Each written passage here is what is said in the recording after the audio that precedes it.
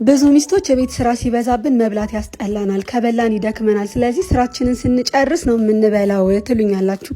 እኔ በዚህ ሀሳባችሁ በፍጹም አልስማማም። ምክንያቱም ብዙ ጊዜ ስራ የሚሰራው ከተበላ በኋላ ነው እንጂ ተበልቶ ነው እንጂ የሚሰራው ሳይበላ ስራ በፍጹም አይጀመርም። እኔ አልደግፈውም ይሄን ሀሳብ። ይኸው ዛሬ በጣም ብዙ እንግዳ ስላለብኝ ዶሮ ልሰራ ነው ያሰብኩት። ያሰቡት ዶሮ እንዴት እንደሚያደክም ሳልበላ በፍጹም እኔ ማንኪያ አላነሳም። ሽሮዬን ሰርቻለሁ። ቆንጆ ሽሮ ነበረች፣ ትንሽ አራብኛለች። ከጎኑ የሚጣፍጥ የምወደውን ሰላጣ ሰርቻለሁ። ምክንያቱም በሽሮ ብቻ ጨጓራዬን ማድከም አልፈልግም። የማትቀረውን ቡናዬንም አፍልቻለሁ። ባላቀራርብም በቂ ነው። በቃ ለራሴ የምትሆን አቀራርቤ ጣኔን ጨስ አድርጌ ምግቤን ከበላው በኋላ እዚህ ጋር ወቸ ጉዴን ከፍታለሁኝ። ዘና እያልኩኝ ነው መስራት የምፈልገው። ትንሽ ራሱ አረፍ ብያለሁ ስላላሳየዋችሁ ነው።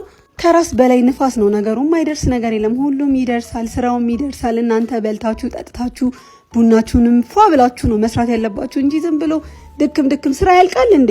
አያልቅም እኮ የቤት ውስጥ ስራ ሊያልቅም አይችልም፣ አያልቅምም። ልጆቼም የሉም እዚህ ጋር፣ ለዛም ነው ያልተጨናነኩት። ልጆቼን ስብስብ አድርጌ አያታቸው ጋር ወስጃለሁ። ምክንያቱም ዘና ብዬ ነው መስራት የፈለግኩት። ይህንን የመሰለ ቆንጆ ዶሮ፣ በጣም የሚጣፍጥ ዶሮ ነበር። እግዚአብሔር ይመስገን ተሳክቶልኛል።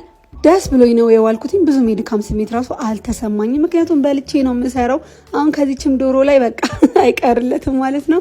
በጣም ነው የምወዳችሁ። መልካም ቀን ይሁንላችሁ። እየበላችሁ ስሩ፣ ብቻችሁን ዝም ብላችሁ አይድከማችሁ። ጨጓራም ይሰለቸዋል፣ ሁልጊዜ ሳትበሉ ስትቀሩ ያመዋል። እወዳችኋለሁ። መልካም ቀን ይሁንላችሁ። ይመቻችሁ ባይ